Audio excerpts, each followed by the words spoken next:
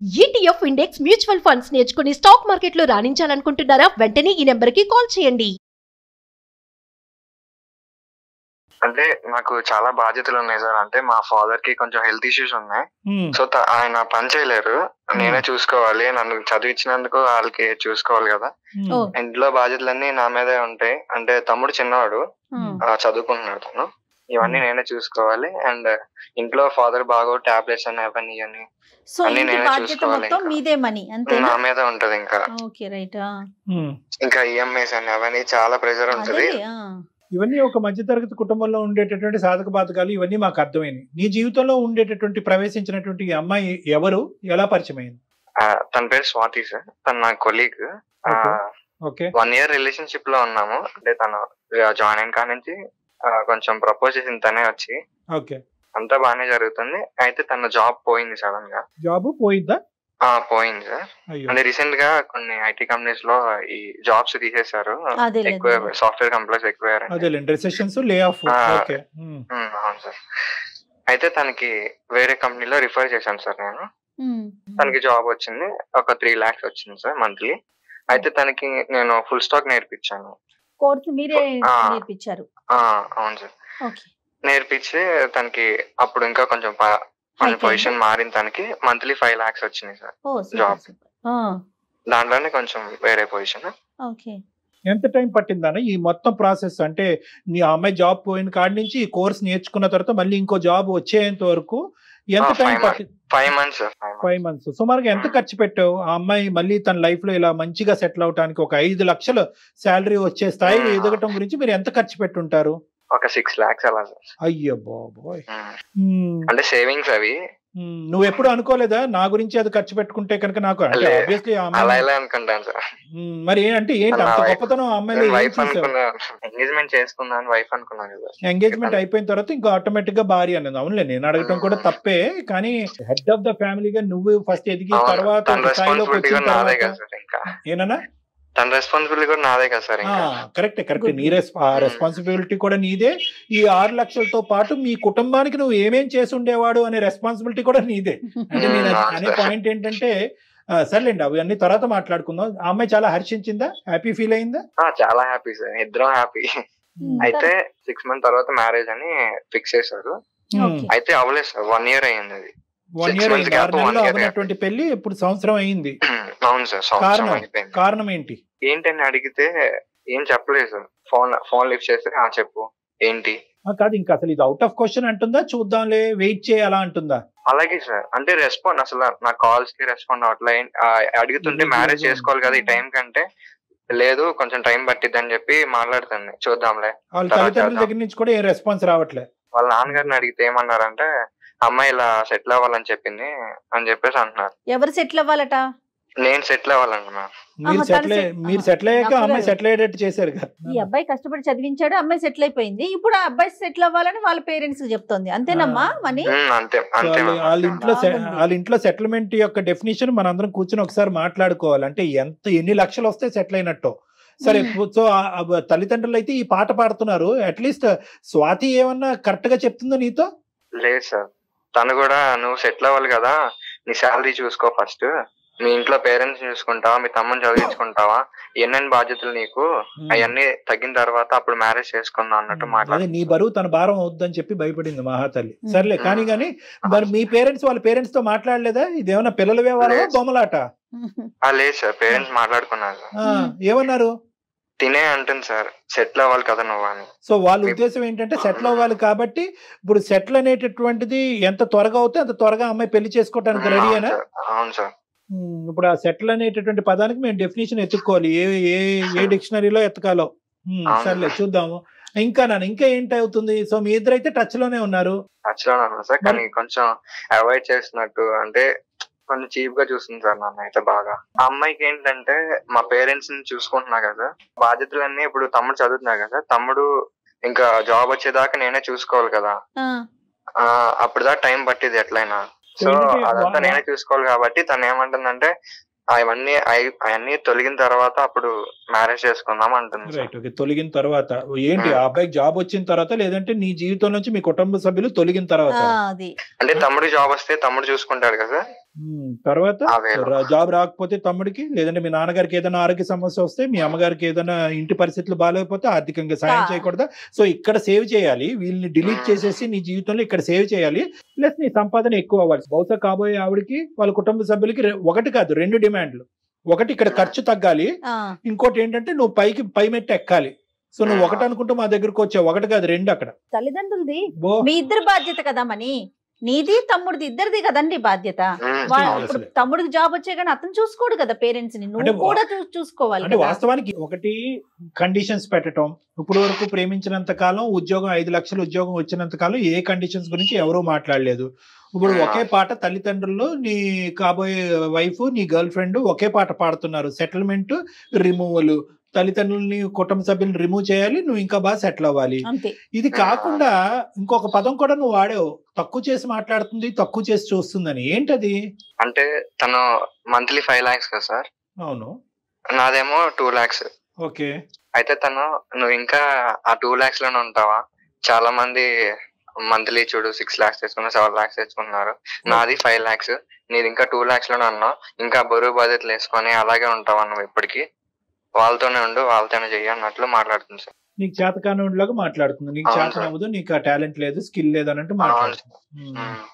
సరే ఒకసారి ఇప్పుడు నువ్వేమంటావు? మాకు వాళ్ళ పేరెంట్స్ కూడా బుద్ధి లేదు సార్. నేను అంత చేసి వాళ్ళ పేరెంట్స్ కూడా తెలుసు సార్, అయినా వాళ్ళు కూడా చెప్పట్లేదు ఆ అమ్మాయికి. నీ టోన్ లోనే అసర్టివ్నెస్ లేదు నాన్న. నీలో ఒక పట్టు, ఒక హక్కు కింద మాట్లాడాలి. ఎంగేజ్మెంట్ ఈజ్ హాఫ్ మ్యారేజ్ అని నేను అనుకుంటాను. నేను అందరికీ అదే చెప్తా ఉంటాను. ఒక నిశ్చితాంబూలం తీసుకున్నప్పుడు మేడం ఎంత పవిత్రమైనటువంటి స్టెప్ అదే. ఇప్పుడు గట్టిగా మాట్లాడే వాళ్ళు బహుశా నీలో గట్టిగా మాట్లాడే తత్వం నీలో లేదా, మీ కుటుంబ సభ్యులు లేదా, అడిగేటటువంటి విధానంగా అడగట్లేదు. ఎక్కడన్నా ఈ విడ్డూరం విన్నావా? సంవత్సరం ఎంగేజ్మెంట్ అయింది, 6 నెలల్లో పెళ్లి అనుకున్నావు, ఇప్పుడు సంవత్సరం అయింది. మీకు ఏమనుకుంటారు? ఆ ఎంగేజ్మెంట్ కి వచ్చిన పెద్దలు ఏమనుకుంటారు? ఆ అమ్మాయి సైడ్ వాళ్ళు ఏమనుకుంటారు? వాళ్ళకి అసలు బుద్ధి జ్ఞానం. మా సైడ్ వాళ్ళు, మా ఫ్రెండ్స్ గానీ మా ఫ్యామిలీ మెంబర్స్ గానీ చాలా మంది అడుగుతున్నారు సార్, కానీ నేను వాళ్ళకి సమాధానం చెప్పలేకపోతున్నాను.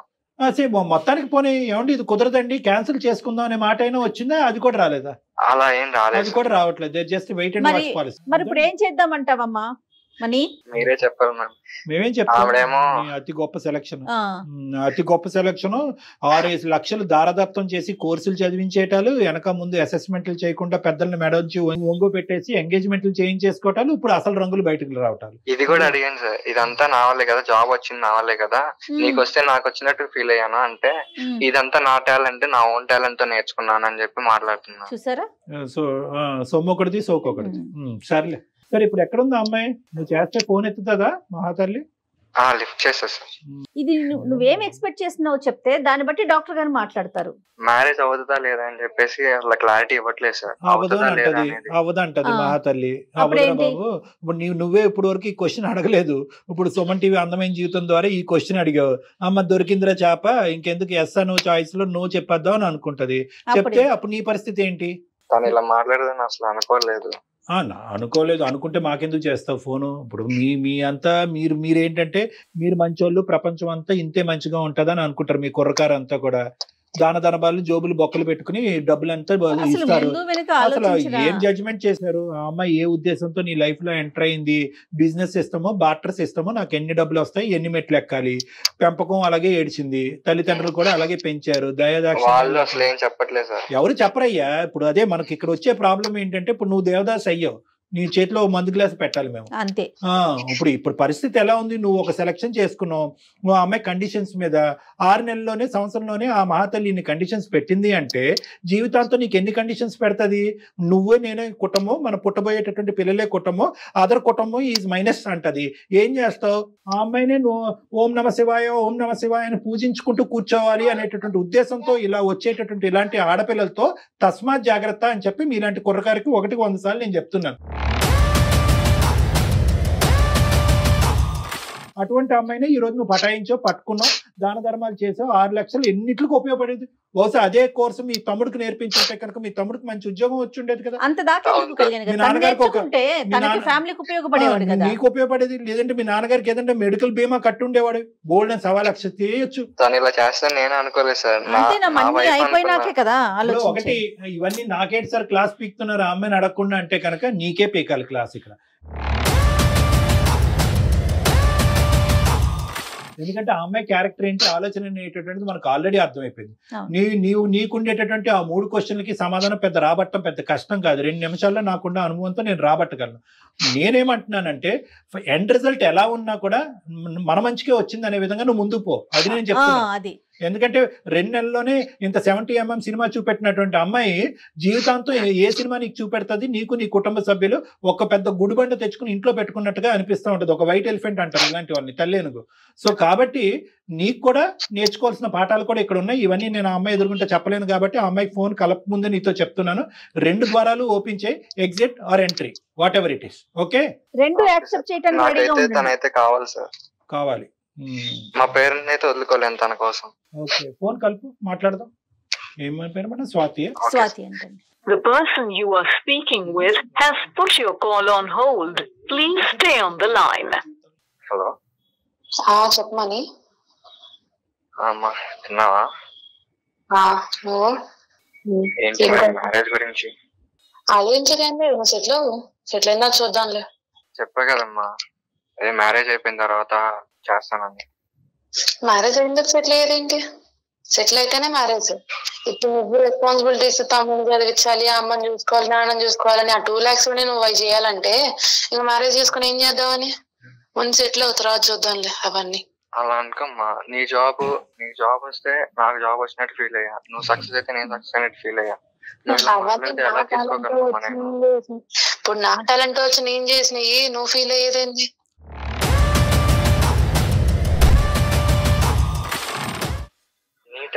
అంటే నేనే హెల్ప్ చేయలేదంటావా? ఒక రెజ్యూమే పంపించేసి సెట్ చేసేసినట్టున్నా నన్ను. రెజ్యూమ్ అంటే కోర్స్ ఇవన్నీ నేర్పించింది అదంతా నువ్వు నేర్పించే దాంట్లో ఉండదు, నువ్వు నేర్చుకుని పర్ఫార్మ్ చేసే దాంట్లో ఉంటది. ఇప్పుడు ఏమంటామ్మా మ్యారేజ్ గురించి? మ్యారేజ్ గురించి ఏమనేది ఏం లేదు. సెటిల్ అవ్వు. అసలు ఓన్ హౌస్ లేదు, ఏమీ లేదు. ఊరికి ముందు వచ్చి ఎంగేజ్మెంట్ చేసేసుకొని సెటిల్ అవ్వకుండా ఇప్పుడేమో పెళ్ళి అంటే అలా అవుతుంది. ముందు సెటిల్ అవ్వు. నా వాళ్ళు కావట్లేదు. ఎంగేజ్మెంట్ 1 year అవుతుంది. ముందు నీ ఫ్యామిలీ బరువే ఎక్కువైపోయింది నీకు. మళ్ళీ అంత తెచ్చి పెట్టుకుని ఏం చేద్దామని ముందు వాళ్ళ బరువు వదిలించుకో. అలా మాట్లాడుకోమ్మా, వాళ్ళు నా పేరెంట్స్, వాళ్ళకి నేను చూసుకోవాలి. అది ఎంత మ్యారేజ్ ముందు వరకే కదా. ముందు వాళ్ళే నువ్వు సెట్ చేయలేకపోతున్నావు. మీ తమ్ముడు ఇంక చదువు అవ్వలేదు, ఇంకా వాళ్ళకి ఏం సెట్ కాలేదు. ముందు హౌస్ కట్టించి వాళ్ళనే పెట్టింది కదా. అప్పుడు నేను సెట్ అవడం నాకు ఎంతసేపు కానీ కాదు, కానీ నాకు కొంచెం బాధ్యతలు ఉన్నాయి. అర్థం చేసుకో. ఎన్నాళ్ళు ఆగుతావు? నా వల్ల కావట్లేదు, చావాలా బతకాలి అర్థం కావట్లా. నీ ఇష్టం, అది నీ డెసిషన్. అయినా అసలు నా ప్యాకేజ్ ఎంత, నీ ప్యాకేజ్ ఎంత? ఇప్పుడు ఎవరైనా రేపొద్దున మ్యారేజ్ చేసుకొని నీ ప్యాకేజ్ ఎంత అమ్మా, నీ ప్యాకేజ్, మీ ఆయన ప్యాకేజ్ ఎంత అంటే ఎలా చెప్పుకుంటా చెప్పు? ముందు సెటిల్ అయితేనే కదా. మ్యారేజ్ అయితే తర్వాత నేనే చేస్తానమ్మా. ఆలోచించు. వాళ్ళ కోసం నువ్వు నన్ను ఆపడం కరెక్ట్ కాదమ్మా. వాళ్ళ కోసం అంటే ఎట్లా? నువ్వు వాళ్ళు ఇలా ప్యాకేజ్ అడుగుతారు, మీ ఆయన పొజిషన్ ఏంటి కదా అడిగితే మాత్రం చెప్పాలి. నాకు ఏదో ఇష్యూ వల్ల నేను జాబ్ మానేయాల్సి వస్తుంది. అప్పుడు నీ ప్యాకేజ్ లో పిల్లలు ఎలా పెంచుదామని పెళ్లి చేసుకుంటా అంటున్నావు. మ్యారేజ్ అవ్వగానే 3 or 4 months లో డెఫినెట్ గా నీకన్నా ఎక్కువ తెచ్చుకుంటాను. ఇప్పుడు పెట్టే టైం పెట్టి సెటిల్ అవ్వు, అప్పుడు చూద్దాం తర్వాత సంగతి. ఇంకా సొల్యూషన్ దొరకదేమమ్మా. నేను సుమన్ టీవీ నుంచి అందమైన జీవితం ప్రోగ్రామ్ లో సార్ ఉంటారు, కళ్యాణ్ చక్రవర్తి సార్, అండ్ జయ మ్యామ్, మాట్లాడండి ఒకసారి. అతని ఇంట్రడక్షన్ కూడా పాపం చేయలేదు. ఎంత డల్ అయిపోయాడంటే మాటలు కూడా రావట్లేదండి. అమ్మా స్వాతి, నమస్తే అమ్మా. నమస్తే సార్, చెప్పండి సార్. బాగున్నావమ్మా? బాగున్నాను సార్. అమ్మా సారీ, నీ పర్మిషన్ లేకుండా మేము బ్యాక్గ్రౌండ్ లో అంతా వింటూనే ఉన్నాము గోడచాటున. కానీ ఏంటంటే తప్పలేదమ్మా, తప్పనటువంటి పరిస్థితిలోనే మేము ఇలాంటి అవతారాలు ఎత్తవలసిన పరిస్థితి ఏర్పడుతూ ఉంటుంది. ఇప్పుడు ఏంటంటే ఇది చాలా బాధ కలిగిస్తుందమ్మా. అంటే నాకు యాజ్ ఏ ప్రొఫెషనల్ అవనియండి, లేదంటే జయ గారు యాజ్ ఏ సోషల్ పర్సన్ అవనియండి, చాలా బాధగా ఉంది. అంటే ఆడపిల్లలు అంటే మేము ఇంకా పూర్తిగా నీ స్టోరీ వినలేదు అనుకోండి, నువ్వు మాట్లాడిందే ఒక 5-10 నిమిషాలు. ఆడపిల్ల ఇంత క్రూరంగా ఆలోచించగలరా? అంటే ఇంత కఠినంగా క్రూరం అనేది తప్పు మాట ఏమో, క్షమించండి. ఇంత కఠినంగా ఆలోచించగలరా? అంటే జీవితానికి సంబంధించినటువంటి నిర్ణయాల్లో ఉమెన్ ఎంపవర్మెంట్, ఆడదాని యొక్క ఎదుగుదల అనేటటువంటి ఇలాంటి రకరకాల మాటలు మాట్లాడేటటువంటి ఈ క్రమంలో ఆడది ఒక సున్నితమైనటువంటి మనస్తత్వం పోగొట్టుకునే పరిస్థితికి వచ్చాము మనం. అలా దిగజారిపోయాం. అంటే ఎదగాలి అనేటటువంటి తత్వంతో పక్కన ఎవరు ఉంటే కనుక వాళ్ళని తొక్కుకుని వెళ్ళిపోవాలి, ఒక సున్నితమైన మనస్తత్వాన్ని వదిలేయాలి, మానవత్వాన్ని వదిలేయాలి, ప్రేమని త్యాగం చేసేయాలనే కాన్సెప్ట్లు కూడా మనం మాట్లాడుకుంటున్నావా? మాట్లాడుకోవట్లేదేమో కదా. ఏంటమ్మా నీ ఒకసారి నీ వివరణ చెప్పు. అంటే నీలో అతను చూపెట్టినటువంటి ఈ మార్పు ఇది నిజంగా నీకు ఉద్యోగం వచ్చినప్పుడే ఉందా, లేదంటే ఈ లెవెల్కి ఎదిగిన తర్వాత ఇలా చేద్దామని నువ్వు ఏమైనా ముందు నుంచే నిర్ణయం తీసుకున్నావా? అసలు మీ ప్రేమ ఎలా మొదలైంది? అసలు నువ్వు మనీ గురించి ఏమని చెప్పాలి అని అనుకుంటున్నావు? మనీ ఇప్పుడు ఉండేటటువంటి పరిస్థితి ఏంటి? అతను నువ్వు ఎప్పుడు పెళ్లి చేసుకుందాం అనుకుంటున్నావు? అసలు పెళ్లి చేసుకుందాం అనుకుంటున్నావా లేదా? వీటి గురించి కొద్దిగా వివరించి చెప్పమ్మా. సార్, మ్యారేజ్ అంటే ఇప్పుడు తను సెటిల్ అయ్యే దాని మీద ఆధారపడి ఉంటది. మా లవ్ 3 years అవుతుంది సార్. 1 year లవ్, ఇద్దరం ఒకటే ఆఫీస్ కొలీగ్స్. ఇంకా రిలేషన్షిప్ లో ఉన్నాము. అనుకోకుండా టెర్మినేషన్ వల్ల నా జాబ్ పోయింది. ఇంకా నా రెజ్యూమే ప్రిపేర్ చేసి తను నాకు కొంచెం గైడ్ చేసి పంపించారు వేరే ఎంఎన్సీ కంపెనీకి. నేను మంచిగా పర్ఫామ్ చేయడం వల్ల నాకు జాబ్ వచ్చింది. ఇప్పుడు 5 lakhs సార్ నాకు. అంతేనా? ఓన్లీ కాదమ్మా, ఓన్లీ రెజ్యూమ్ పంపించడమేనా? మిమ్మల్ని వేరే కోర్సు చదివించడం లాంటివి ఏమన్నా ఉన్నాయా? ఎందుకంటే తను చెప్పారు మనీ. మేడం నేర్పించారు, కానీ తను ఎంత నేర్పించినా సరే నేను పర్ఫామ్ చేసే దాన్ని బట్టి నేను నేర్చుకున్నా. ఎంత ఖర్చు అయిందమ్మా దానికి? మనీ అవి నేను చూడలేదు సార్. తను నాకు అది అతను అంటే సుమారుగా 6 లక్షలు అయిందని చెప్పాడు. సరేలేండి, ఇప్పుడు మీకు 5 లక్షలు నెలకు వచ్చే వాళ్ళకి మీకు 6 లక్షలు కనిపించలేండి, కానీ సరే 6 లక్షలు ఖర్చు అయ్యింది. తను చేయవలసినటువంటి కోర్సో లేదంటే తన తమ్ముడు చేయించవలసినటువంటి కోర్సో ఇలాంటి రకరకాల ఆప్షన్స్ కూడా పక్కన పెట్టి ఎంగేజ్మెంట్ అయిన తర్వాత నేను ఆల్రెడీ ఆ కుటుంబంలో ఒక సభ్యురాలుగా యాక్సెప్ట్ చేసి నేను ఒక భారీగానే ట్రీట్ చేస్తూ అందరికీ లేనటువంటి ఒక గొప్ప, బహుశా మీ జీవితాన్ని మర్చిపోలేనటువంటి ఒక గొప్ప బహుమతి నీకు ఇచ్చాడు అన్నట్టుగా మాకు వినిపించింది. నీకు అనిపిస్తుందా లేదో కూడా చెప్పమ్మా. తను ఇచ్చుండొచ్చు సార్, కానీ సెటిల్ అవ్వాలి కదా. ఇప్పుడు నాతో ఈక్వల్ అవ్వాలి కదా సార్. ఇప్పుడు బయట చూసే వాళ్ళు ఏమంటారు? మరి మీరు కూడా సపోర్ట్ చేయండి అతనికి. ఏదన్నా కోర్స్ నోటి మాట కాదు కదమ్మా స్వాతి. ఇప్పుడు నేనేమంటున్నానంటే అతను మాట చెప్పి వదిలేలా మిమ్మల్ని ఎంకరేజ్ చేశాడు, దానికి కావాల్సిన సోర్స్ క్రియేట్ చేశాడు. మరి మీరు కూడా సోర్స్ క్రియేట్ చేయండి. మంచి పొజిషన్ లో ఉన్నారు కదా, 5 లక్షల జీతం తీసుకుంటున్నారు మీరు. సెటిల్ అవటం అంటే ఏంటో నాకు ఒక్కసారి డిఫైన్ చేయమ్మా. నాకు అస్సలు అర్థం కాదు ఈ సబ్జెక్టు. సెటిల్ అవటం అంటే ఏంటి? ఎన్ని లక్షలు వస్తే ఒక మగాడు సెటిల్ అయినట్టు? లేదంటే ఎన్ని లక్షలు వస్తే కనుక నువ్వు హ్యాపీ ఫీల్ అయ్యి అతను పెళ్లి చేసుకుంటావు? ఎన్ని లక్షలు కావాలి? ఇప్పుడు 5 దాటాలా? ఓకే ఓకే సరే. ఇప్పుడు అతనికి ఏంటమ్మా అంటే, ఇప్పుడు నేను స్వాతియే చెప్తేనే అతనికి 5 లక్షలు సంపాదించేటటువంటి ఉద్యోగం వరకు వెళ్తాడా? ఒక మగాడికి ఒక ఆశయం, ఒక గోల్, ఒక డైరెక్షన్ ఉండవా? అంత గోల్లెస్ లేజీ పర్సన్ అతను? ఏమీ సంపాదించకుండా ఖాళీగా ఇంట్లో కూర్చుని గోర్లు గిల్లుకుంటూ కూర్చుంటాడా?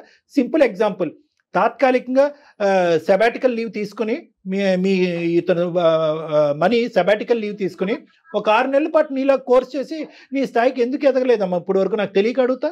అదే సార్, వాళ్ళ ఫ్యామిలీ, వాళ్ళ తమ్ముడు, వాళ్ళ అమ్మ నాన్న అందరూ కూర్చుంటే ఇంకెప్పుడు సెటిల్ అవుతాడు? ఇప్పుడు కూడా నేను ఇంత మ్యారేజ్ చేసుకుని వెయిట్ చేసినా సరే తను కోర్స్ తీసుకోవాలి లేదంటే ఏదైనా సెట్ అవ్వాలని తను ఇంకా అనుకోవట్లేదు.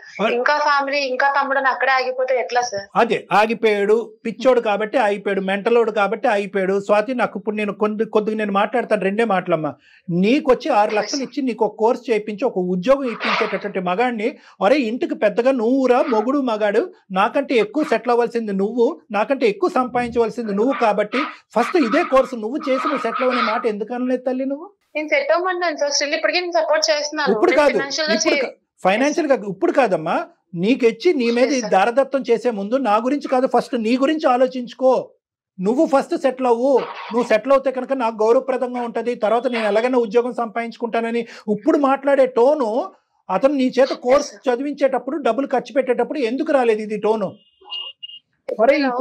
ఈ కోర్స్ చేసేస్తే నాకు 5 లక్షలు ఉద్యోగం వచ్చేస్తుంది, తర్వాత నేను నట్టెట్టు ముంచేస్తానని చెప్పావా అప్పుడు?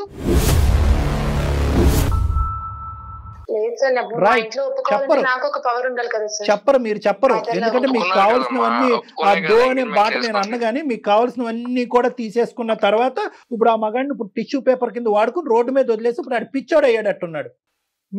నీ బాయ్ ఫ్రెండ్ పిచ్చోడు అయ్యాడు. మీ ప్రేమ నిజమైన ప్రేమేనా స్వాతి, లేదంటే ఇదేమైనా కల్పితమైన ప్రేమ, కండిషనల్ ప్రేమ? నేను చేసుకున్నామనే ఉన్నాను సార్, తను సెటిల్ అవ్వాలంతే. ఏం సెటిల్ అమ్మా? నాకైతే ఇది కండిషనల్ కల్పితమైనటువంటి ప్రేమ. నువ్వు రాసుకున్న టెక్స్ట్ బుక్ లాగా నాకు అనిపిస్తుంది సెటిల్మెంట్ అనే భాషతో. మీరు రాసుకునే ప్రేమ కథ పేరు సెటిల్మెంట్. సెటిల్ అవుతేనే ప్రేమ, లేదంటే లేదు, అంతే కదమ్మా. అయినా నాకు తెలియగలుగుతాను ఎంగేజ్మెంట్ వరకు చేసుకున్నటువంటి తల్లిదండ్రులు నీ ప్రభావం వల్ల వాళ్ళు కూడా అదే భాష మాట్లాడుతున్నారా, లేదంటే వాళ్ళు కూడా మీ అందరూ ఒకే మూకుమ్మడిగా ఇదే విధంగా ఆలోచించాలనుకున్నారా? మీ పేరెంట్స్ ఏమంటున్నారమ్మా?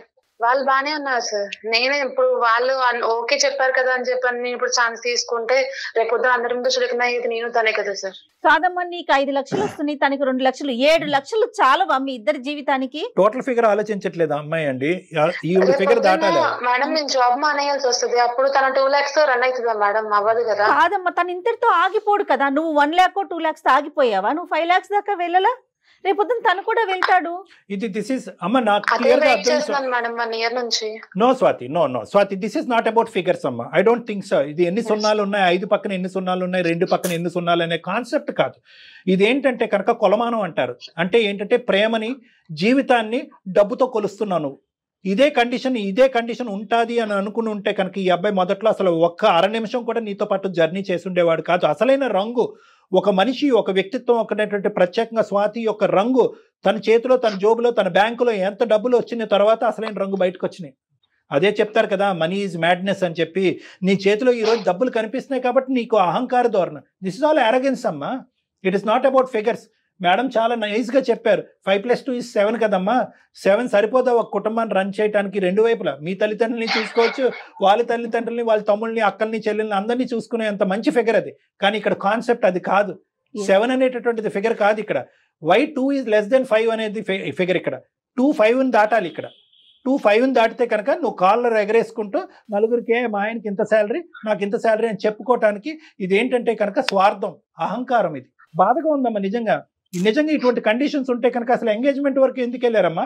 అసలు ప్రేమను ఎందుకు వాగ్దానాలతో ముందుకు తీసుకెళ్లారు? ఎందుకు ఫాల్స్ ప్రామిసెస్ చేశారు? ఇది డబ్బుతో ముడిపడినటువంటి వ్యవహారం, శాలరీతో ముడిపడినటువంటి వ్యవహారం, ఉద్యోగం ఒక స్థాయి యొక్క ఇదే. కానీ ఏమండి మనీ ఇప్పటికొచ్చి సెటిల్ అవ్వలేదండి, మనీకి ఉద్యోగం లేదండి, ఎన్ని అవకాశాలు వచ్చినా ఇటువంటి కథలు 1.25 లక్షలు వచ్చినాయి అందమైన జీవితానికి. అప్పుడు మేమే చెప్పాం, అరే మనీ నువ్వు ఫస్ట్ సెటిల్ అవరా, నువ్వు ఉద్యోగం సంపాదించరా, నీ బ్యాంక్ బ్యాలెన్స్ కొంత చూపెట్టరా, అవతల వాళ్ళకి నమ్మకం వస్తుంది, కుటుంబ సభ్యులు నమ్మకం వస్తుంది, అప్పుడు వాళ్ళే నీకు రెడ్ కార్పెట్ వేస్తారని చెప్పిన సందర్భాలు బోల్డ్. మనీ ఏమైనా బాధ్యత లేనటువంటి మనిషా? నీలాంటి మనుషులు 9గురిని పోషిస్తున్నాడు అక్కడ, వాళ్ళ బాధ్యత తీసుకుంటున్నాడు. నువ్వు అది కూడా డిలీట్ చేయమంటున్నావు. కళ్యాణి గారు అదే డిలీట్ చేయమంటోంది. తన డిలీట్ లో ఉన్నది ఫస్ట్ ఆ 9గురే. ఏంటమ్మా వాళ్ళు ఉండకూడదా? అంటే ఇప్పుడు ఒకప్పుడు చెప్తున్నాను నేను, ఒక ర్యాండమ్ ఏంటి సైలెంట్ అయిపోయావు స్వాతి, మాట్లాడాలి. ర్యాండమ్ నేను ఒక హైపోథెటికల్ క్వశ్చన్ చేపిస్తున్నాను. నేనే నా పలుకుబడి, నా ఇన్ఫ్లుయెన్స్ ఉపయోగించి నెక్స్ట్ 2 days లో నాకు చాలా MNCs తో కాంటాక్ట్స్ ఉన్నాయి, నేను వాళ్ళ వైస్ ప్రెసిడెంట్స్ తో కూడా మాట్లాడగలను. నేను రేపే కావాలంటే కనుక మనీకి ఉద్యోగం వేయిస్తాను. 5 లక్షలు కాదు కదా, 6 లక్షలు వచ్చేటట్టు చేస్తాను అతను CV, అతను లేదని నా పలుకుబడి ఉపయోగించి. మరి తర్వాత ఏంటి నెక్స్ట్ ఎజెండా ఏంటి నీది? మీరు రెడీనా మరి? ఓకే సార్, జాబ్ వచ్చింది. తను మరి వాళ్ళ ఫ్యామిలీ పరిస్థితి ఏంటి సార్? గాడిది గుడ్ ఏం కాదు. ఏం చేయమంటావు? వాళ్ళ ఫ్యామిలీని వదులుకోమంటావు? ఫ్యామిలీ ఓకే, ఫ్యామిలీని వదులుకుంటాడు, మీ అమ్మ నాన్న వదులుకుంటావా? తమ్ముడు చూసుకుంటాడు. నాకంటే మా పేరెంట్స్ ఇంకెవరు లేదు, నేను ఒక్కదాన్ని. తనకంటే వాళ్ళ తమ్ముడు ఉన్నాడు కదా, చూసుకుంటాడు. మరి ఇతని బాధ్యత కాదా? ఇంకెవరు చూసుకుంటారు? నువ్వు అట్లా రిక్వెస్ట్ చేయమ్మా. నువ్వు ఇంకెవరు చూసుకుంటారు బాబు, అమ్మ తల్లి రిక్వెస్ట్ చేయమని. ఏం మాట్లాడుతున్నావురా నాయన? అంటే తల్లిదండ్రులు 2 పిల్లలు ఉంటే చిన్నోడిదే బాధ్యత, పెద్దోళ్ళు చూసుకోరమ్మా? పెద్దోళ్ళు చూసుకుంటారు. మనం ఇప్పుడు బ్యాంక్ బ్యాలెన్స్ సార్ అంటున్నారు, బ్యాంక్ బ్యాలెన్స్ పెడతాను ఉంటది రేపొద్దున అని చెప్పని. ఇప్పుడు లేడీస్ కి సేఫ్టీ అనేది ఇంపార్టెంట్ కదా మేడం. ఇప్పుడు రేపొద్దున కన్సీవ్ అవుతాను, నేను జాబ్ మానేసి ఇంట్లో ఉండాల్సి వస్తుంది, అప్పుడు పరిస్థితి ఏంటి మేడం? తన 2 lakhs సెట్ అయిపోయింది అంటారా? అంతా మీరు కొంచెం ఆలోచించండి మేడం, మా వైపు కూడా. తప్పకుండా అమ్మా, ముందు చూపు ఉండాలి. కానీ ఇంత ముందు చూపా, ఇంత ఫార్వర్డ్ గా ఆలోచించేది ఎవ్వరు కదమ్మా. ఇది నాకైతే ముందు చూపుగా కూడా అనిపించట్లేదు. ఇది ఏదో పెద్ద నువ్వు అంత దూరదృష్టితో దయాదృష్టితో నేను చూస్తున్నావు నేను అనుకోవట్లే. కానీ ఇది ఒకటే ఏంటంటే బియ్యంలో రాళ్ళు ఏరటం. ఏ విధంగా నేను ఈ రోజు మనీని వదిలించుకోవాలి? ఎందుకంటే నీకేంటంటే కనుక దూరపు కొండలు నూలుపు అన్నట్టుగా నీకు ఇంకా పెద్ద ప్యాకేజ్ ఉండే వాళ్ళు కావాలి, తక్కువ బాంధవ్యాలు ఉండేటటువంటి వాళ్ళు కావాలి, ఇన్ఫాక్ట్ తల్లిదండ్రులు లేనటువంటి ఒక అనాథ అయి ఉండాలి. ఇప్పుడు ఈ కండిషన్స్ తో అయితే కనుక బహుశా ఏంటంటే నీలాంటి వాళ్ళు ప్రేమ అనేటటువంటి దాంట్లోకి వేరే అబ్బాయిల్ని అమాయకమైనటువంటి ఇలాగ నోట్లో నాలుగు లేనటువంటి ఈ మనీ లాంటి అబ్బాయిల్ని ఉచ్చిలోకి దించకండి అమ్మా. 2 చేతులు ఎత్తి దండం పెడతారు. చచ్చిపోతారు వీళ్ళు, దుంకి చచ్చిపోతారు. అలా అనుకుంటేనే ఎప్పుడు వేరే వాళ్ళని లవ్ చేసి వెళ్ళిపోవచ్చు, ఏదో గొడవ పెట్టుకొని. కావాలనుకున్నా కాబట్టి వెయిట్ చేస్తున్నాను, ప్యాకేజ్ పెరగాలనే వెయిట్ చేస్తున్నాను. సెటిల్మెంట్ కోసం వెయిట్ చేసావు నువ్వు. అతను పాము నా సెటిల్మెంట్ ఏంటి సార్? అమ్మ ఒకటి ఇక్కడ క్లియర్ కట్ గా మాకు ఏం అర్థం అవుతుందంటే కనుక అమ్మ, మొదటి నుంచి నువ్వు ఒక పక్క నుంచి మనీని ప్రేమిస్తూనే ఉన్నావు, ఇంకో పక్క నుంచి నీ ఎజెండానే ఉంది. ఫస్ట్ నీ ఎజెండాలో మొదటి మెట్టు ఏంటంటే కనుక నువ్వు సెటిల్ అవ్వాలి. అది మనీ ద్వారానా, మనీని ఖర్చు పెట్టా ఏంటి అన్నది నాకు తెలియదు, కానీ ఫస్ట్ నువ్వు సెటిల్ అవ్వాలి. నువ్వు సెటిల్ అయిన తర్వాత నీ ఎజెండా నెంబర్ 2 ఏంటంటే మనీని పైకి లాగాలి. అంటే ఏంటంటే మంచిదే, ఒక అమ్మాయి ఒక అబ్బాయిని లాగాలి అనుకోవటం అనేటువంటిది తప్పు లేదు, కానీ దానికి ప్రేమకి పెళ్లికి ముడిపెట్టడం, అందులో ఎంగేజ్మెంట్ అయిన తర్వాత అనేటటువంటిది నేరం. ఇది రెండో ఎజెండా. మూడో ఎజెండా ఏంటంటే కనుక ఇందాక నేను అన్నాను కదా, నేను ఒక్కొక్క మెట్టు నువ్వు ఎలా ఎక్కుతున్నావు నేను ఆలోచిస్తున్నాను, కరెక్ట్ గా నేను ఎలా అయితే చుక్కలు కలుపుతున్నానో నువ్వు అలాగే కలుపుతున్నావు. మూడో ఎజెండా ఏంటంటే ఓకే నేను ఎదిగాను, నాతో పాటు నా మొగుడికి కూడా కాబోయే మొగుడికి కూడా మంచి ఉద్యోగం వచ్చింది, ఇప్పుడు నీ కుటుంబ సభ్యులందరినీ దూరం పెట్టి ఆ బరువు బాధ్యతల నుంచి కూడా నువ్వు దులుపుకో అనేది మూడో ఎజెండా. అమ్మ ఈ లెక్కనైతే కనుక మానవత్వం అనేటటువంటిది ఉండదు, ఇటువంటి బేస్మెంట్ మీద పెళ్లిళ్ళు అనేటటువంటిది జరగకూడదు. ఒకప్పుడు ఇలాంటివి జరిగినా కూడా అవి ఎక్కువ కాలం నిలవు, ఇటువంటి పెళ్లిళ్ళు నిలవమ్మా. ఒకటి జాగ్రత్త గుర్తుపెట్టుకో, నీకంటే ఆ అబ్బాయి జీవితంలో ముందుగా వచ్చిన ఈ పిచ్చోడు అమాయకుడు, అసలు తెలివితేటలు లేనటువంటి ఒక దద్దం ఈ అబ్బాయి తరపున మాట్లాడలేడు కాబట్టి నేను మాట్లాడుతున్నాను. ఈ రోజు ఆ అబ్బాయి నీకంటే ముందు ఆ అబ్బాయి జీవితంలో ఎవరిని వచ్చారంటే వాళ్ళ అమ్మ నాన్న వచ్చారు, కుటుంబం వచ్చింది, బాధ్యతలు వచ్చినాయి.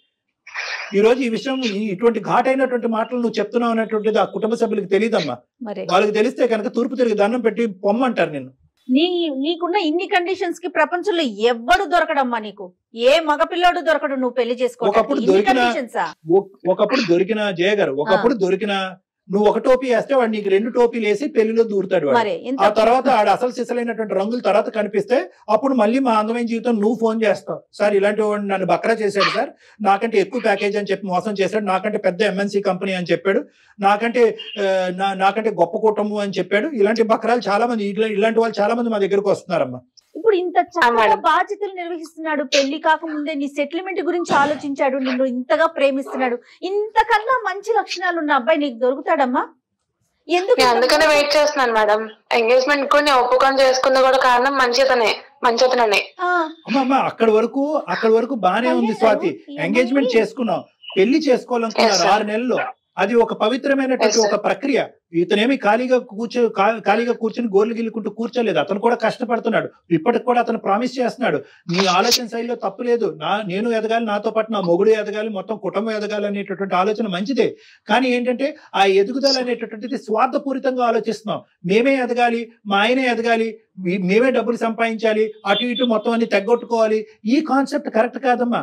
నువ్వు తెలియనితనంతోనో అమాయకత్వంతోనో ఆలోచిస్తున్నావు. అట్లీస్ట్ నా మాటలు ఆలోచించుకుని ఒక్కసారి అనే కూడా కనువిప్పు చేసుకో. నీకు చెప్పేటటువంటి తల్లిదండ్రులు కూడా సరిగ్గా చెప్పలేదని నాకు అనిపిస్తుంది, లేదంటే వాళ్ళని కూడా నువ్వు డామినేట్ చేసి పడేస్తున్నావు అని అనిపిస్తుంది. ఈ రెండిట్లో ఏదన్నా అయి ఉండాలి. ఒకటే కాదమ్మా, డబ్బులు ఒకటే కాదు, ప్యాకేజీలు ఒకటే కాదు, ఎంత సంపాదిస్తాం, రేపొద్దు నేను ప్రెగ్నెంట్ అయితే 2 లక్షలు సరిపోతాయి, లేదా ఉద్యోగాలు ఊడిపోతే తర్వాత ఏంటంటే కనుక అలా అనుకుంటే కనుక ఈ జీవితంలో ఏ పెళ్లి అవ్వదు, ఏ మనిషి. డబ్బుతో కళ్ళు మూసుకుపోయి నేను కఠినంగా మాట్లాడుతున్నానని నువ్వు అనుకోవద్దు. మీకు వచ్చేటటువంటిది ఇట్ ఈస్ సఫిషియంట్. ఎదగండి, చేయి పట్టుకుని కలిసి ప్రయాణిస్తూ నలుగురిని కాపాడుతూ లివ్ అండ్ లెట్ లివ్. వాళ్ళని కాపాడుకోండి, మీరు ఎదగండి. అదే కదమ్మా సమాజం అంటే. రేపొద్దున ఎటువంటి విలువలు నేర్పిస్తారు మీ పిల్లలకి? వాళ్ళు రేపొద్దున కనేటటువంటి పిల్లల్ని కూడా మీ ప్యాకేజ్ అంటారా, అప్పుడే కంటామంటారా? కాదుగా. మరి మీ అమ్మ నాన్న ఒకళ్ళు ప్యాకేజ్ ఒకళ్ళు చూసుకుని పెళ్లి చేసుకున్నారా, లేదంటే ఒకళ్ళు ప్యాకేజ్ ఒకళ్ళు చూసుకుని మిమ్మల్ని కన్నారా? ఏంటమ్మా ఈ ప్యాకేజీలు? బ్రతకడానికి ఎంత ప్యాకేజీ కావాలి? కరెక్టే, డబ్బు ఈజ్ ఇంపార్టెంట్, కానీ ఎంత డబ్బు ఉంటే కనుక సంతృప్తి చెందుతాం, ఆనందిస్తూ ఉంటాం. తప్పు స్వాతి ఈ ఆలోచన. ఒక పక్క నుంచి నిజంగా ప్రేమించానని అంటున్నావు, ఎందుకంటే నేను హర్షిస్తున్నాను, నీ లోపల కూడా ఒక నిజమైనటువంటి ప్రేమ నేను హర్షిస్తున్నాను. ఎందుకంటే కనుక ఎంగేజ్మెంట్ అయినటువంటి ఒక 6 నెలల తర్వాత ఇతను ఇంకా సెటిల్ అవ్వలేదని మీరు తెగొట్టుకోలేదు. ఇప్పుడు కూడా వెయిట్ అండ్ వాచ్ పాలసీలోనే ఉన్నారు. ఎప్పుడు సెటిల్ అవుతావు, ఎట్లు సెటిల్ అవుతాను నేను అంటే మీ లోపల కూడా ఒక మంచి యాంగిల్ ఉంది. కానీ ఆ యాంగిల్లో ఆ అబ్బాయి యొక్క మానసిక పరిస్థితి ఏమైపోతుంది అనేది కూడా ఆలోచించుకోండి. ఆ అబ్బాయి సెటిల్ అవుతానంటున్నాడు, నేను కావాల్సినంత సంపాదిస్తానంటున్నాడు. కానీ ఇంకొక పాయింట్ ఏంటంటే కనుక అతను సంపాదించడం అనేటటువంటిది, ఇంకో లెవెల్కి వెళ్ళటం అనేటటువంటిది చాలా ఈజీ జాబ్. కానీ అతనికి అతి కష్టమైనటువంటి జాబ్ ఏంటంటే you decide between me and your family అని అంటున్నావు. నన్ను డిసైడ్, అది చాలా గౌరవం, అది మాట్లాడకూడదు. నువ్వు రేపొద్దున మీ నాన్నగారు ఆరోగ్యమే బాగుండకపోవచ్చు, నీ ఉద్యోగం ఊడిపోయి ఉండొచ్చు, అప్పటికి మీ అమ్మగారి పరిస్థితి బాగుండకపోవచ్చు. అప్పుడు ఎవరు హెల్ప్ చేస్తారు? ఏమని అప్పుడు నువ్వు ముందుకు వచ్చి వాళ్ళ కుటుంబ సభ్యులు నా కుటుంబ సభ్యులు అనుకున్నట్టు వాళ్ళని హెల్ప్ చేయవా నువ్వు? అలా అనుకునే కదా సార్ చేసిందంతా. సో అబ్బాయి రెడీగానే ఉన్నాడు. తనంత ఫార్వర్డ్ గా ఆలోచించేటప్పుడు నువ్వు చాలా చాలా కండిషన్స్ తో ఆలోచిస్తున్నావమ్మా Swati. Look at this as a overall thing. మీ ఇద్దరు ఎవరు చెడ్డవాళ్ళు లేరు. అతను ఒక 10 రూపాయలు సంపాదిస్తే నేను ఇంకో 10 రూపాయలు సంపిస్తాను, ఇద్దరు కలిపి 20 రూపాయలు. ఆ 20 రూపాయలు కుటుంబాన్ని ఎలా కాపాడతాయని చూపెట్టుకోండి. అంటే 10 అంటే 10, 20 అంటే 20 కాదు, నేను ఊరికి ఎగ్జాంపుల్ గా చెప్తాను. ఆ విధంగా చూసుకోండి. అదే కదా కుటుంబం అంటే, అదే కదా గొప్ప. ఒకటి మోస్ట్ ఇంపార్టెంట్ కావాల్సింది ఈ రోజుల్లో పెళ్లిల్లో చూడవలసింది ఏంటంటే ప్యాకేజీలు, ఉద్యోగాలు, స్థాయిలు కాదమ్మా. ప్రేమ, ఆప్యాయత ఉందా? ఇద్దరు పర్సనాలిటీస్ మ్యాచ్ అవుతున్నాయి, ఇద్దరు ఆలోచన శైలి మ్యాచ్ అవుతుంది, ఇద్దరు కుటుంబాలు కలుస్తున్నాయి లేదా? ఈ మాట మాత్రం మనం గట్టిగా మాట్లాడాలి. ఈ కాన్సెప్ట్స్ మీద ముందుకెళ్ళండి అమ్మా. ఈ కాన్సెప్ట్స్ మీద అబ్బాయికి చెడు అలవాట్లు ఉన్నాయా లేదా, బాధ్యతలు వ్యవహరిస్తున్నాడా లేదా, నేను కాకుండా వేరే అమ్మాయి గురించి ఆలోచిస్తున్నాడా, అదే విధంగా నీ సైడ్. ఈ 2 విధాలుగా ఆలోచించుకుంటూ ముందుకెళ్ళండి. రండి, కావాలంటే నా దగ్గరికి ఇద్దరు కలిసి రండి, నేను మాట్లాడతాను మీ ఇద్దరితోని. మీ ఇద్దరికి విడిపోవలసినటువంటి ఇది కాదమ్మా, ఇష్యూనే కాదు, అస్సలు కాదు. స్వాతి నేను ప్రామిస్ చేస్తాను, 4 months or 5 months లోపు మ్యారేజ్ అయిన తర్వాత నేను డెఫినెట్ గా జాబ్ తెచ్చుకుంటా, నీకన్నా ఎక్కువ జాబ్ అంటే శాలరీ పెంచుకుంటాను ఖచ్చితంగా. నీ వైపు నుంచి పాజిటివ్ ఆన్సర్ ఎక్స్పెక్ట్ చేస్తున్నా నేనైతే. ఎస్ మేడం, ఇప్పుడు నేను ఏమంటున్నానంటే తనకి నాకు ఎంత టైం పట్టిందో సెటిల్ అవడానికి సేమ్ తను అంత టైం తీసుకోమని చెప్పండి. తను నాకు ఫినాన్షియల్ గా ఎంత సపోర్ట్ చేశాడో నేను తను ఫినాన్షియల్ గా ఎంత సపోర్ట్ చేస్తాను, తను సెటిల్ అవ్వమని చెప్పండి. ఇంకా వాళ్ళ ఫ్యామిలీ పరంగా నేను మాట్లాడిన మాటలు వాటికి నిజంగా అపాలజైజ్ చేస్తున్నాను, వాటిని విత్డ్రా చేసుకుంటున్నాను. సూపర్. అయితే ఇక్కడ ఇంకొక చిన్న మాట, నీకెంత టైం పట్టిందో తను కూడా అంతే టైం అట్లా పెట్టకూడదమ్మా. ఒకరికి ఎక్కువ కావచ్చు, ఒకరికి తక్కువ కావచ్చు. నీకు అవకాశాలు దొరికినాయి అప్పుడున్న మార్కెట్ కండిషన్, ఇప్పుడున్న మార్కెట్ సపోర్ట్ చేస్తాను మేడం. నువ్వు ఫైనాన్షియల్ గా సపోర్ట్ చేయి, ఎదగటానికి తను ట్రై చేస్తాడు. ఒక ఆడపిల్ల పెళ్లి 6 నెలలు పోస్ట్పోన్, సంవత్సరం పోస్ట్పోన్ అయిందంటే కనుక ఎంగేజ్మెంట్ కి వచ్చిన వాళ్ళు కానీ లేదంటే నలుగురు 4 విధాలుగా మాట్లాడుకుంటారు. అది నీ కుటుంబానికి వాళ్ళ కుటుంబానికి రెండూ మంచిది కాదు. ఇమీడియట్ గా ఇప్పుడు ముహూర్తాలు అయితే చాలా మంచి ముహూర్తాలు మొదలవుతున్నాయి ఆగస్ట్ లో. కాబట్టి వీలైనంత తొందరగా ఇరువైపుల కుటుంబ సభ్యులు మళ్ళీ అందరినీ ఒకే ప్లాట్ఫామ్ మీద తీసుకొచ్చి ఒక మంచి ముహూర్తం, ఒక మంచి కళ్యాణ మండపం బుక్ చేసుకుని వీలైనంత త్వరగా పెళ్లి జరిపించండి అమ్మా, ప్లీజ్. ఓకే ఓకేనా? Okay sir. Okay sir. Okay money మాట్లాడలేదు మీరు. Thank you sir. ఓకే నాన్న, ఓకే, ఆల్ ద బెస్ట్ నాన్న. Okay okay sir. రైట్ మా right. Thank you sir. Okay నాన్న, ఆల్ ద బెస్ట్. చాలా సంతోషం. అంటే ఇది ఏంటంటే ఇది ఒక హ్యాపీ ఎండింగ్ మేడం. కానీ నేను ఇందాక ఆ అబ్బాయితో చెప్దాం అనుకున్నాను. సరే, వాళ్ళు ఎలాగ కలిసి జర్నీ చేయాలని డిసైడ్ అయ్యారు కాబట్టి వాళ్ళకి ఈ రోజు ఇది అసందర్భంగా అనిపించవచ్చు. ఒకప్పుడు ఈ స్వాతి ఇలా కాకుండా ఇంకో విధంగా ఈ రోజు మాట్లాడుంటే ఏమయ్యేది? సో అటువంటి మెసేజ్ మనం ప్రత్యేకంగా ఇటువంటి కుర్రకారికి మనం ఇవ్వాలి. సో ప్రేమించడం అనేటటువంటిది ఎంత గొప్ప ప్రక్రియ, ఎంత గొప్ప అనుభూతో, అట్ ద సేమ్ టైం ఏంటంటే ఆ ప్రేమతోనే అన్ని అంతం అవ్వవు, ఆ ప్రేమ కలిసి రాకపోతే ఇంకా జీవితాన్ని అంతం చేసుకోవాలనే ఆలోచన నుంచి కూడా యువతి యువకులు బయటపడాలమ్మా. ఎగ్జాక్ట్లీ. ఎందుకంటే అన్ని కలిసి రావాలి. ఒక ప్రేమ ఒక పెళ్లి కింద మారాలి అంటే, ఆ పెళ్లి జీవితాంతం ఒక ప్రయాణం కింద మారాలంటే చాలా ఫ్యాక్టర్స్ కలిసి రావాలి. కుటుంబ సభ్యుల యొక్క ఆలోచన శైలి రావాలి, స్థితిగతులు అనేటటువంటిది కలిసి రావాలి. వీళ్ళది స్థితిగతులు, ఆ అమ్మాయి ఎదిగింది, ఈ అబ్బాయి తక్కువలో ఉన్నాడు, ఇప్పుడు ఆ అమ్మాయి ఒప్పుకుని ముందుకు రావాలని స్థితిగతులు కలిసి రావాలి, మనస్తత్వాలు కలవాలి, ఆలోచన శైలి కలవాలి, అలవాట్లు ఉంటే కనుక అవి సాక్రిఫైస్ చేయాలి, విరమించుకోవాలి. ఇలాంటి ఎన్నో ఆస్పెక్ట్స్ ఉంటాయి. కాబట్టి ప్రేమించుకున్నప్పుడు ఉండేటటువంటి అనుభూతి, ప్రేమించుకున్నప్పుడు ఉండేటటువంటి ఆలోచన అది పెళ్లి వరకు ఆటోమేటిక్ గా దారి తీసేస్తుంది. మనం బటన్ నొక్కగానే అన్ని కలిసి వస్తాయి అనేది అనుకోకండి. ఎందుకంటే ఇక్కడ తల్లిదండ్రుల యొక్క ప్రమేయం, ఆలోచన, కులగోత్రాలు ఇలాంటి రకరకాల అంశాలు ఉంటాయి. ఇవన్నీ పరిగణలోకి తీసుకుని 1-2 సార్లు ఆలోచించుకుని ప్రేమలో దిగండి. ఒకప్పుడు ప్రేమలో దిగి ఆ ప్రేమ ఇంకో విధంగా మారితే కనుక దయచేసి ఆత్మహత్యలు ఇలాంటి అంశాలు అనేటటువంటిది పరిగణలోకి తీసుకురాకండి. ఎందుకంటే జీవితం బ్రతకటానికి, నలుగురు బ్రతికించడానికి ఉపయోగపడేటటువంటి ఒక గొప్ప ఇది జీవితం. అది తేలిగ్గా క్షణికావేశంలో ఇలా చిటికేసే విధంగా ప్రాణాలు తీసుకునేటటువంటి ప్రయత్నం దయచేసి తీసుకోవద్దు అనేది నా విన్నపం. చాలా మంచి మెసేజ్ ఇచ్చారు కళ్యాణ్ గారు. Thank you so much. Thank you Jagan.